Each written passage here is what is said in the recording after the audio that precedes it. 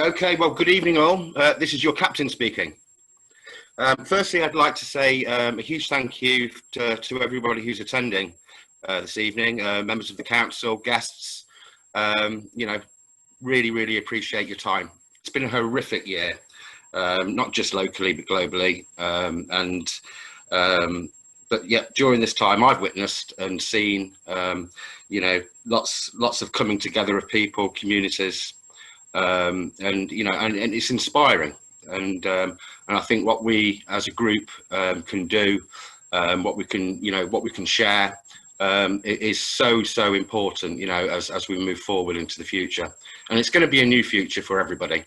It's not, nothing's ever going to be like it was. Maybe not such a bad thing, let's be honest. Moving forward into a new future for everyone, it's the perfect time to actually move forward and push forward. As a crew and a group of people who live and work and reside in the LE67 postcode, we all desire to improve our postcode. So we can make a difference, and it's about people working together, not just in groups, but with councils, authorities. Everybody needs to put a little bit of time and effort into how we can move things forward. And it's one of the reasons that we created this group, is that we see so many opportunities out there that can be obtained and and work within and for the community. So just ensure that your tray tables are up, your seats are in the right position, and enjoy the journey for this, for however long this meeting takes. So I'm going to hand you back now to our navigator, Dina. Dina, good evening. Thank you, James. I will just share my screen and start this PowerPoint. Hopefully it won't be death by PowerPoint for you all. So anyway, yeah, welcome. This is a little presentation about Coalville CAN that James has brilliantly introduced, and I'll just take you through it. So what we're about really is transforming places and enabling the community to take ownership of spaces and places and take responsibility and control. We all know that the power is there in the community. There's loads of people with skills. It's just about how we can get them involved. So Coalville CAN, we're about basically 4 things. Community ownership of places and spaces, being an ethical landlord, which will help to create a community wealth fund. We support people to set their own enterprises up, and we'll learn more about that. And the last 2, supporting people to work together on community projects, basically collaborating and connecting, not duplicating or competing. So as James said, we've been doing this, I think it's since about March, can't quite remember when we started to put this crew together, but local people have come together and they form the steering crew, and they've all got amazing skills, passions and interests. There's also a growing Facebook group with about 400 members currently. We also realised that we needed to have other experts that could help us, and we could draw down on expertise when needed. So we've also put together what we've called our support crew. And these are people from all over the country, some local, some from further afield. So for instance, Richard there, he was CEO of the Stroke Foundation, and he's also worked at Go Mad Thinking. He's offering his services to help people set their own enterprises up. There's Rebecca Howland there. She's a local tenancy expert, offering her services, really passionate about young people. Margaret at the top there, she lives in northwest Leicestershire, and her husband help put massive partnerships together on property investment structures. Very clever people, and definitely will need their help at some point. Peter at the bottom there, he's Chief Executive of the Centre for Alternative Technology, knows Coalville well, used to live in the area, so he's keen to help. So we're hoping to obviously do environmental projects. Kate from Loughborough University, she's keen to involve her students and find out more about CBSs and share what we're doing in Coalville. And we've been talking to various funders, and some of them you'll hear a bit more about later. We're also working together with Think FC. So Think FC are a social enterprise that have been around quite a while in the Coalville area. Used to be called the Hero Project, created things like the famous 50 exhibition and other things. So working together in partnership with them, and they're all about strength-based and asset-based community development. So just the first one, community ownership of spaces and being an ethical landlord. We have identified various spaces and places in the area that are either empty or underused.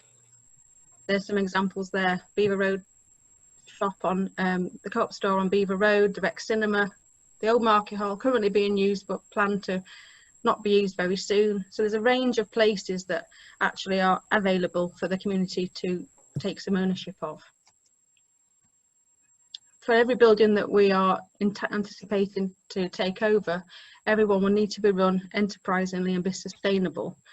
Flexibility is built in. So for instance, if Primark wanted to come, they could pay a commercial rent, but if a group of people from the community wanted to start their own business, they could pay a rent that was affordable for them. So the community can be really flexible, and the landlord is actually the community. So any surpluses and any rent accrue to the community via what we're calling a community wealth fund. If you don't know some of these buildings, just thought we'd share a few examples. So this one is the Co-op on Marlborough Square. It's been empty for quite a number of years, I think, on and off. And we think that something like a community retail space that's affordable, enterprise and co-working and accommodation could be a really, really good use for it in the centre of Coalville. You'll all recognise this building. We think it could be a really cool event and community venue, especially for young people. It looks a load better actually. There's a new market manager who's fantastic. So this is an old picture. Our architect Wendy James, who was on our support crew, this is something that she said about it on her visit to Coalville, and she's really passionate about this building and would love to be able to help bring it into some sort of better use.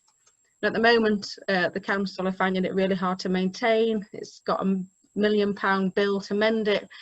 So if we could work together with the council to help them create something really special, we'll be really interested in that. And suggestion from a young person, it could even be a temporary skate rink, who knows. Bridge Road Co-op site, it's a 2.4 acre site in the centre of town. The chances of us getting what's on the right are pretty high. That's what would normally happen if it's sold to a developer. They would get the funding from Homes England. What we're trying to do is say, well, actually, if we could get the funding from Homes England, perhaps we could do something a bit different. And the picture on the left is something more like what we'd be aiming for, working with partners to create a much better public realm space, housing that's affordable and also a bit more innovative, with people sharing spaces like allotments and maker spaces. There's a learning centre in there. There's space for a lot of things to go on. And interestingly, the one on the right, Homes England would give more money from their grant because it's got more tarmac. Whereas the one on the left has got, as you'll see, electric charging spaces, shared car scheme. All of those things actually don't get extra money from Homes England, believe it or not, but that's what we'd prefer anyway. You may have seen some newspaper articles, that's one of them. The Ashby Times has done quite a few really good articles on what we've been doing. And the final one I'm going to share is the one that's just come up recently. This is the 3 Crowns in Whittick, some of you might know. From March, it's been a bit of a weed den. They've probably made £1 million actually out of the property in the last few months. The police raided it, it's now empty, but this is what it looks like. We think it could be a much better space with co-working, a creative outdoor space like a mini Staunton Harold. It's got a really cool bar in the back, micro bar. We've got the chap from the Blue Boar in Leicester, an award-winning micro pub, really interested in working together with the people of Whittick to create something really special. There's a massive roof that could be a really nice loft space and space for obviously people to do lots of different activities. So that's just an example of some of the spaces that we've been looking at and how they might be used. Second thing that the CBS is interested in doing is helping people start their own enterprises, and we've started doing that a little bit. Number 22 in Coalville has been supported. Coalville Education Partnership, we've been working with them and helped them get a grant for the Bright Ideas Fund for 15 grand to help them with their project of taking over the woods. And Narwhal Design, our very own Victoria, was helped set up her space and company. So I think Victoria's on the line. Do you want to unmute Victoria? Because what she's also done from setting up the company, she's been helping community groups with their logos and things. So these are some of the examples of what she's been doing. Yeah, so what we've been doing to help the community, we've been helping local businesses such as CEP. We've been helping like the Holly Hayswood with their brand and getting information out about it. We've also helped community groups, including the North West Leicestershire veterans community with some of their advertising posters, and also which is right here, Hugglescote, Donington, Heath and Coalville Community Hub.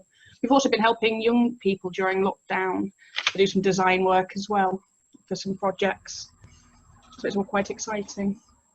Thank you, Victoria. And Victoria created our lovely Connecting Coalville CAN logo, which I hope you like. We're working on that quite a while. So we have other people involved. So Ian Wilson from Case is on the line tonight. He's one of the support crew, but they've been helping out a lot with various projects. So he's going to be around to answer any questions you might have. And we've been also working in partnership with others like the Thomas White Loan Charity, who are around to help businesses set up, and they can lend £20,000 if you're 18 to 45. I think Paul's on the line from North West Leicestershire District Council, from the economic development team. So we've been working closely with him, and he's been great at sharing what we've been doing around the council. And we're members of Locality and Reaching People, which are both membership organisations helping communities do the types of things that we're all interested in.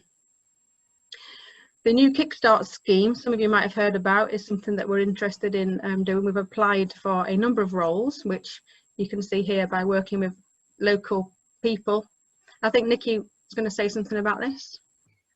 Yeah, so there's a few bits I'll point on a bit later, but the new Kickstart scheme could be an ideal opportunity for local businesses to be able to expand without a huge expense.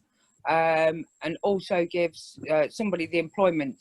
I think it's a fantastic scheme that could work for both people, employees and the employers, and it could help them grow, or they could see that couldn't work for them, but it does give that other person some experience and obviously a reference to go on with if that doesn't work out. But I can't see that it wouldn't. I think it's a very positive scheme for both businesses and employees.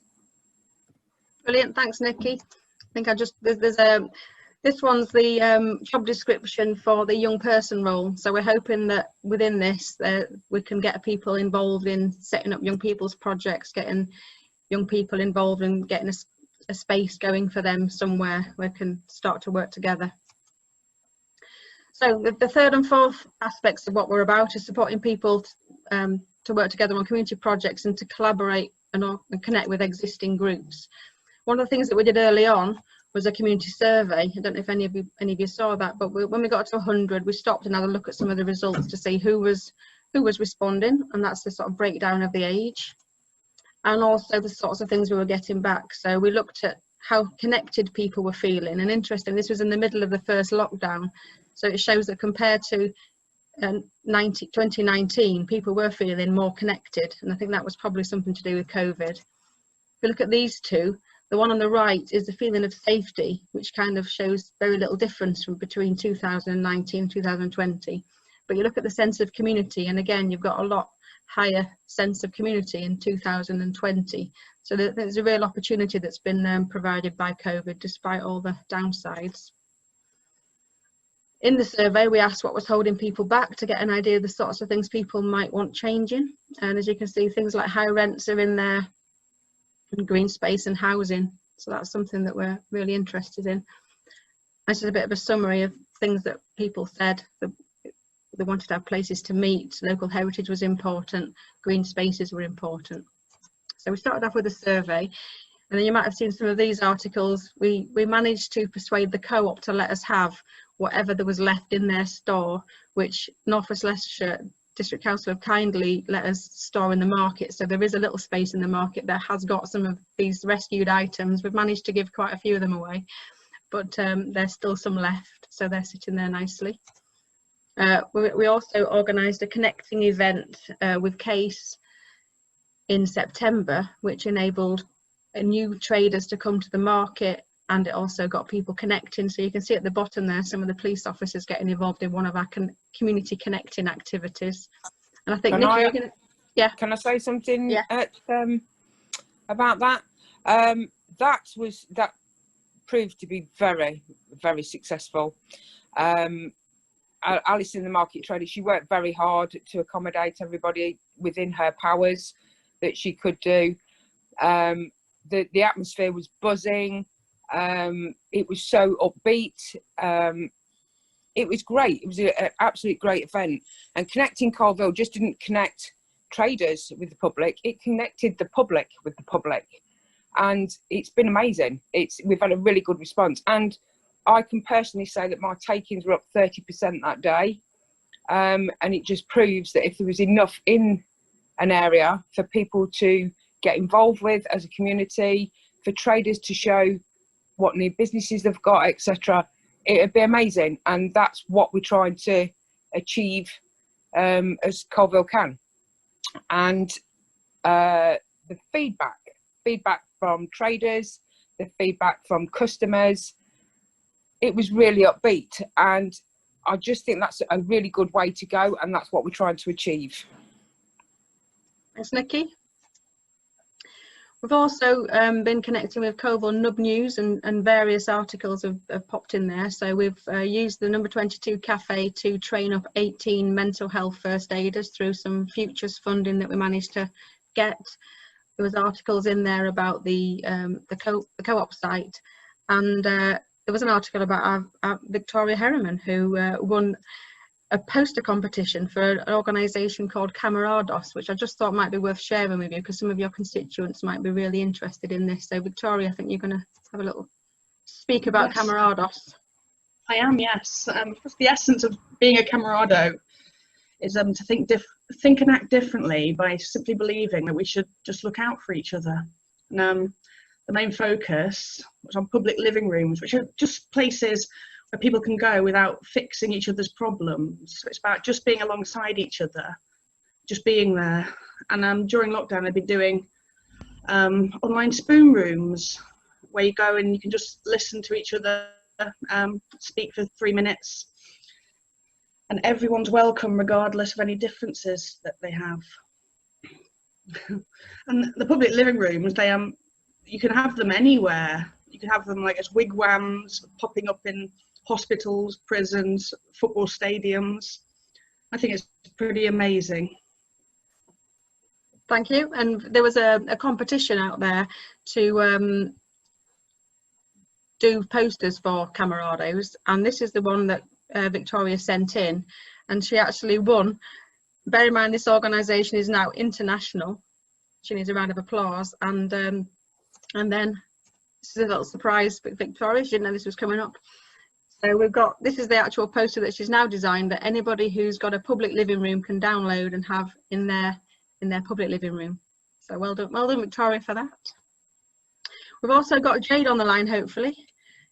Jade was she organised Hugglescote, and it's such a mouthful, Hugglescote, Donington, Laheath and Coalville Community Hub at the start of lockdown. We supported her with helping set up an association and getting a bit of funding. But Jade, do you want to say a few words about that? Just unmute. Hi. Hi, Jade. Yeah, it was literally just one of them random things that when you know that people are struggling, let's crack on. And basically it is literally being neighbours without red tape, without politics, without anything whatsoever. It's like looking after your next door neighbour. And that's what we did. And it went from looking after my mum's estate, which were 31 bungalows, and doing like 3-4 meals a week, to doing 146 meals twice a week, 64 volunteers, over 120 streets in Donington, Coalville, Hugglescote, 6 in Barden, 2 in Swannington. We covered a few in Greenhill. We covered, where else did we go to? The top end of Ashby, like this end, like Uwash Island and everything. It just went absolutely bonkers. And Ibstock, Jade. Oh yeah, we did Ibstock as well. Yes, Ellisdown, forgot them. Yeah, we just went everywhere. We were everywhere, and it was just amazing. You know, just knock on someone's door and just go, "I brought you a meal," and they're like, "Well, why?" It's that because we can, and that's what we've done, because we actually can. And then from there, obviously we've been doing food parcels, supporting everything for everyone, and now we've just set up a scheme called Send a Smile, So we've tagged up with the Royal British Legion and also the veterans, literally, I think last month, 6 weeks ago. So now they're part of the community hub as well, under the hub of there. And Vicky did. Vicky, she's a ledge, bless her, with that logo. And so yeah, this Christmas we're going to go out, and in my head I want to give to 300 veterans and the elderly a present at Christmas, but in my heart I want 600. And at the minute I went down to the community hub today and realised that we've got like 120 already. So it's like, wow. So yeah, it's gone absolutely huge, it's gone mental, and there's not been, like I say, nothing professional in it. It's like, just you look after your own. And I want to look after the old days, and I want to look after the veterans, and I just want them the respect that they all deserve, because if it weren't for them, like, we weren't here. And obviously, if it weren't for the Coalville CAN, we wouldn't have been able to get the funding, because there wasn't a registered constitution or anything at the time.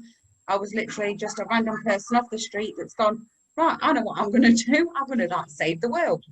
So, but down to Dina and obviously the steering crew and everything, we've managed to get the funding that we can get and do what we're doing, and now it's absolutely huge. I think we're about 1,400 people in the group, so looking after over 300 elderly members and just under 100 veterans, and there's about 80 something minors at the minute, but there's a lot of people that we're still waiting to get the addresses for and touch base with, because there's a lot out there that's still not struggling, but there's a lot out there that still need our support but don't come and ask for help, so we have to go and find them.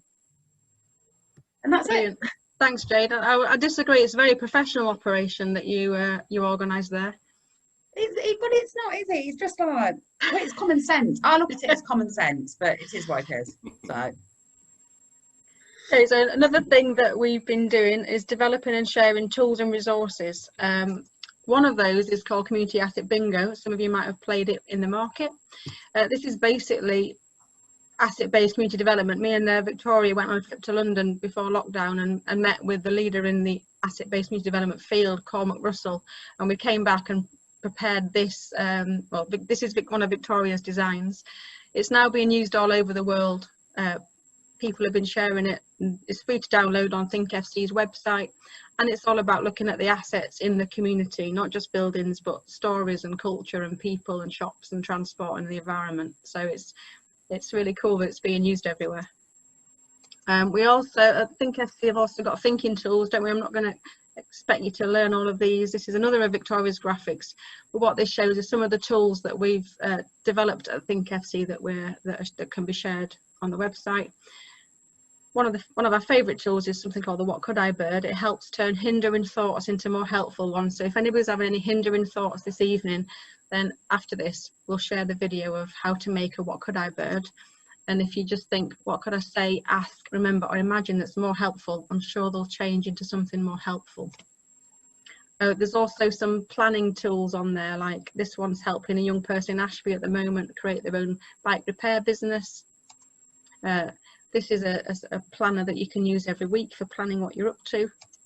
And we also created one called a building ideas planner, because at the beginning we were getting people suggesting you could look at this building or that building, but then just disappearing. So the idea is actually, if you're interested in a building and you want to get involved, then you might download this and start thinking about actually how it could be used, why you want it, who the owners are, doing some investigating on it. So there's a few tools out there. Now, going back to all the buildings that we found, I thought it might be useful to just give you an update on where we are with all of them. Because while we were looking at the buildings, we realised we needed another tool. But before we get onto that, so we've got the Central England Co-op. We've put a bid in, and we've got some architectural heritage funding money for the co-op on Beaver Road. We're waiting for a decision. We've been waiting for a decision since July. There was a number 99, a doctor's surgery. Can I just say something on Beaver Road? Yeah. The market traders showed an interest in that 18 months ago, and it's very difficult to get the co-op to give any sort of answers or any projection of what is going to be happening there. So we're all still waiting for correspondence on that one, but they do know that everybody's interested in that.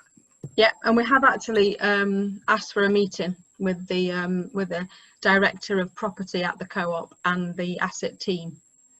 So number 99 is a doctor's surgery. The doctor came along and said he was all community, but unfortunately he wants £510,000 when it's only worth about 300. So I've coloured that one in slightly red. There is a building on the Habitat building on the roundabout. We're in discussions with the senior team there because the whole of the top floor is empty and they share values to us. So I don't know if you know the building, but Peter Elderfield, the homeless veteran who ended up creating East Midlands Housing, it was his building and this charity own it and they've moved out and we're talking to them about using the top floor as a base. The Rex Cinema, before lockdown the landlord was planning to take it down and build some flats, and we did speak to him about a community offer for the front. He wasn't interested in selling, but he was interested in renting. Not heard from him for a while. The old market hall, obviously it's owned by looked after by the council on behalf of the community, should I say. It's in use until the new market is built. There is a covenant that was on the market that will disappear in about 4 years, which means things can happen there. So hopefully we can work with the council to make something really exciting happen that will bring funds in to the area. The Three Crowns, talking to the landlord there. We're eligible for the More Than a Pub scheme and we've just started a community survey which will allow us to apply for that pot.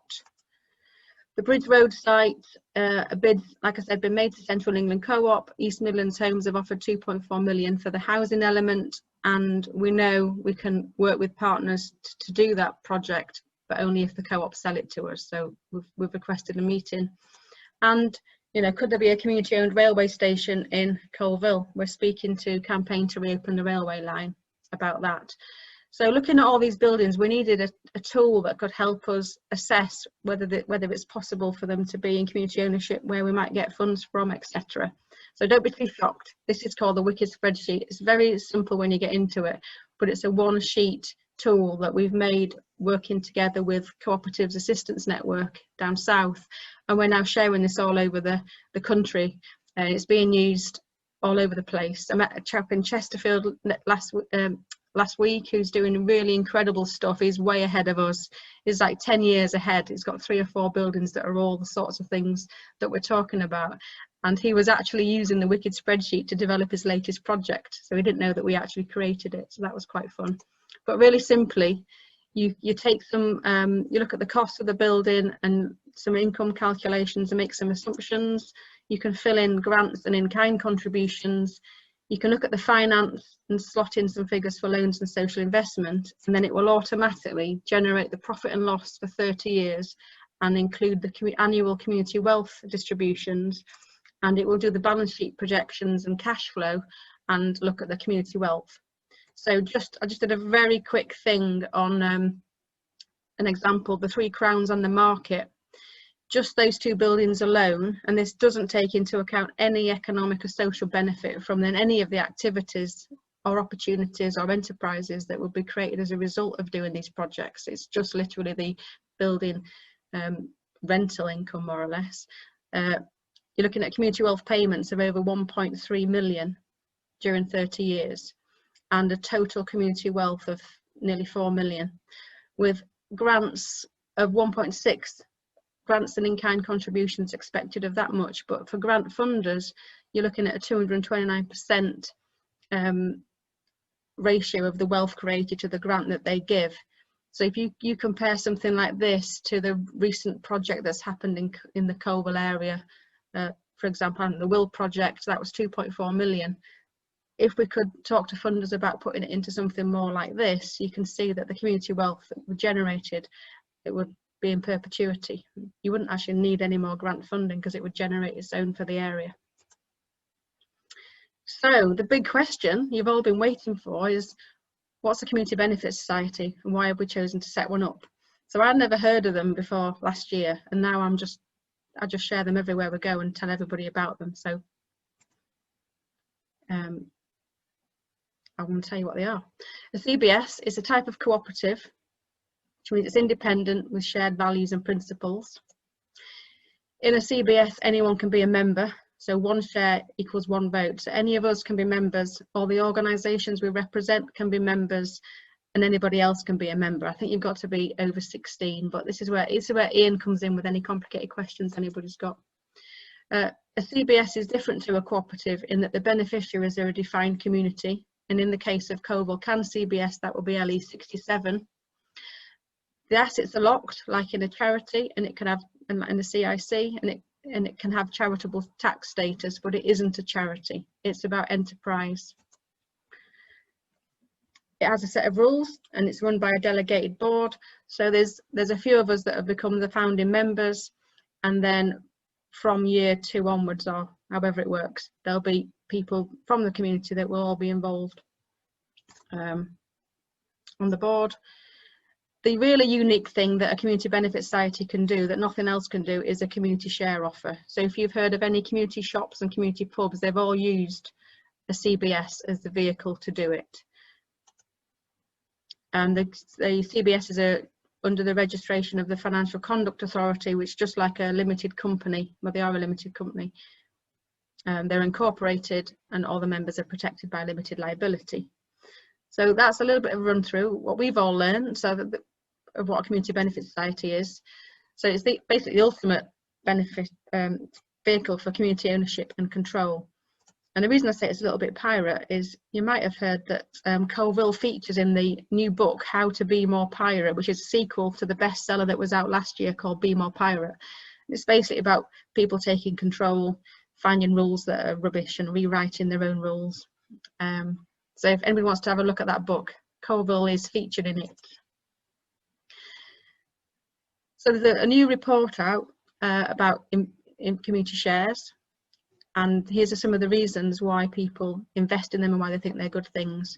So you can see right from them getting tax relief on interest and an interest on their shares. So every investor that puts into a community benefit society can get tax relief and interest. But to the top reason, which is the wider community and social benefits from being involved. There's also 92% chance of a community benefit society being around after 5 years, which is compared to 42% from a normal business. And 85% say that actually running this sort of business has a positive impact on the performance. But unfortunately, if you look at the right-hand side, the East Midlands features very lowly in the figures for these sorts of things compared to places like the Southwest and Scotland and the Northwest. So hopefully the idea is we'll put Coalville and the area on the map and help people not only set up community benefit societies but also other cooperatives like worker co-ops, which again is where Ian comes in. Now Vidya is CEO of the Power to Change organisation that funds community businesses, and she's also in our support crew. That's a recent tweet from her, and some of the recommendations from the report are as follows: that more specialist support should be given to communities to do exactly the sorts of things that we're talking about in Coalville, the Coalville CAN. More support should be given for the community share standards and for helping people do community share offers. There should be more community-led economic development opportunities and more institutional investment in community shares. So that's what we were trying to do, share what community benefit societies are about, what community share offers are about, to raise awareness, because councils have the power to, to provide really good value loan finance to community groups like this, which we hope some of these reports will be helpful. So what's next? We're just at the process, we got some high funding, so we're just in the process of finalising the CBS registration, which Ian's helping with. Victoria has learnt a new skill. Within 2 days last week, she'd worked out how to develop a website. So Victoria is now putting together the website for Coalville CAN CBS. You can see a little draft there. We're obviously going to get the Kickstart project going in Coalville area. We've just started a survey in Whitwick, and I'm actually meeting the Kathy tomorrow, who's the clerk to Whitwick Parish Council. They've already done some surveying, and we've got a Whitwick survey that's just started, which we can share after this. Keep on building relationships with the funders. We've been talking to people like the Lottery and Key Fund and power to change, about a long-term strategic place-based partnership, rather than a project that starts and finishes and you don't have time to do anything and all people are interested in ticking boxes. We don't tick boxes, we're interested in real change, so we're speaking to them. We'll be getting ready for the first share offer, and we'll be making lots of applications. So thank you ever so much for your time. I'm going to stop this thing so people can just unmute and ask any questions. And I'm not sure what time it is, but there we go. Well, thank you, Dina. That was absolutely superb. Wonderful presentation. Beautiful. I hope that there was a lot of information to take in there, and I'm sure that you know, we have, you know, everything that that Dina has explained is available. You know, you can access everything. You know, we do share everything. There's nothing to hide. And you know, so please, if there's anything there that I'm still confused by some of it, you know, hopefully Ian's going to you know, sort of seriously, you know, I've been involved with the group from the start and I still don't understand a lot of it, but you know, we're very passionate about what we're trying to do, what we want to achieve. And you know, so again, Dina, thank you very much, that was brilliant. Thanks, James. Anybody got any questions or comments? Dina, one question. You talked about the board that administrates it. Yeah.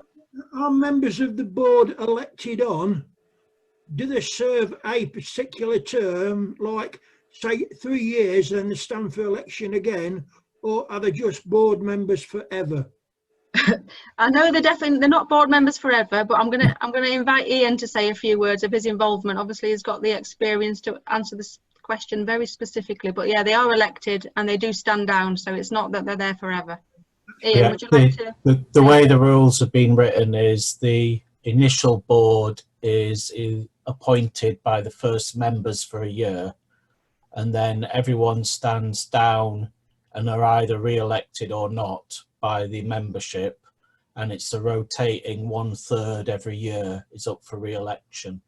So there's no term limit on being a board member, but you're re-elected to the post once every 3 years. Okay, thank you. And it's just on that, the idea is anyone in the community can join. The initial membership will be £1 a share, and everyone who joins gets 1 vote no matter the shareholding. So we could end up with, you know, 400 or 500 people all having a vote. Thank you. Can I ask if anybody had heard of a community benefit society before? No. No, this is something I think we should really promote locally, because it surprises me that nobody knows about them. But hands up, I didn't know about them either till last year. Not until March this year, no. No, and it was Ian that we were at a cooperative presentation that Ian gave, and Ian just mentioned them at the end of the cooperative thing, and then I said, "Could you just explain that again?" Ian, could you explain why do people not know about these things? Thanks for the easy one. That's probably a whole 2-hour conversation. I think people do know about them, they just don't know about the legal structure, because that's a little bit anarchish. So if you've ever heard of a community buying its own pub, a community shop, football club being owned by the supporters, these are all CBSs. It's just you don't talk about the legal structure. People, unless you're an anorak, you don't really go into looking in the legal structure. I think I dodged the question there. Sorry, Maggie. Didn't mean to. No, it's all right. I thought you'd finished. Sorry. So did I. Dina, what's the time scale on this share issue? What sort of deadline date are you working to? We've not set one yet for the first one. So again, Ian will correct me if I'm wrong, but there's something that you can do called a pioneer share offer, which is a share offer for the CBS generally without a building, but most share offers are done with a building in mind. So for example, if the co-op come back and say one of those buildings that we can have it, then straight away we'll be putting a plan together for that. If Whittick people come together and say they want the 3 Crowns, then then that will be the first share offer. So we're kind of in limbo, waiting for which landlord is going to be the one that actually helps us make the first move. It might just be worth saying at the moment that there's at least 3 other organisations in northwest Leicestershire looking at doing a community share offer, including a woodland and a football club. And in fact, the football club, which is perhaps surprisingly for tonight, not in Coalville or Whittick, was talking to me today about it, and they may well get their share offer off the ground in the next few months. And they are people that we've been sharing the CBS things with. These are, yeah, Ian's helping those, aren't you? Yeah, pubs are the most popular ones for share offers, and I enjoy working with them. That's because we did a little visit to the one in Leicester, the Blue Boar. So the chap who runs the Blue Boar in Leicester, which is an award-winning micro pub, he lives in Coalville and he wants to help set one up locally. So he's willing to come in on the one in Whittick and help set that one up, employing local people, training them up to run the micro bar. Can I just say, Dina, that this is what this is all about, is trying to help local businesses or people's ideas, even getting them off the ground. We're all there to help support them, source materials or goods or whatever to the best we can to try and put their ideas into reality, if that's what they want to do. If not, we're there to try and support them, train them so that they can go elsewhere if they want to and do their own thing.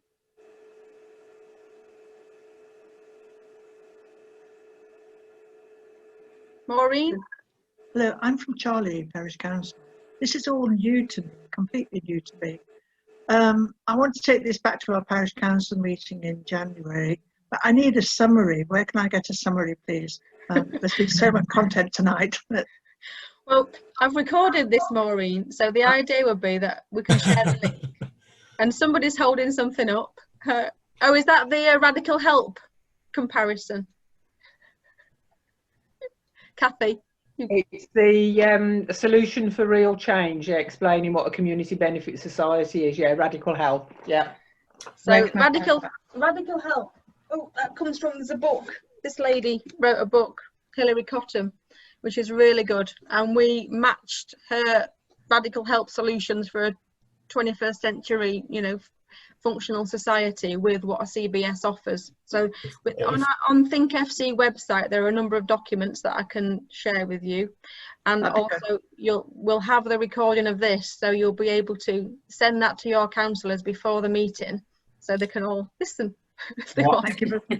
What I'm happy to do is, if it goes through Dina, if there's anything particular, I'll write a summary that's appropriate for any group or one person, so you can pick which are the most relevant bits. Thank you. I'd be grateful for that. Thank you. Yes, please. So we said it'd be 45 minutes and it's actually 45 minutes exactly. So if there's not any other questions, I'd like to just thank everybody for their time and ask for any final questions before we sign off. And thank you for all the crew for turning up. Yeah, if I could just say, I think from experience of sharing these, other than feeling the need to go and lie down in a dark room, quite often thoughts people need a little bit of time to process. So what I would say is, if people do have any questions, or please do feel free just to come back. We're more than happy to answer anything. Thank you. I've got a question, Dina. Go on, Jane. Okay, right, just a quickie. Is there any help that we can do, obviously being part of the CBS and the Coalville CAN and everything like that? Is there anything, any engine or search engine or anything that we can pilot up and get running for constitutions that are not actually registered charities? Say that again. I says, is there anything we can get up and running for that are constitutions and not registered charities? Because obviously, registered charity, you get loads of help, and that's why I have to jump under your umbrella. Your umbrella must be going further and further down, do you know what I mean? But is there anything out there that's for constitutions that we could do as a CBS and the Coalville CAN for because I can't be the only constitution that there is doing what we do. Does that Yeah, kind of make sense? We've got one. Yeah. So we can't be the, but we'll say obviously we're not the only ones. So I just keep like jumping on Dina's umbrella. Help me.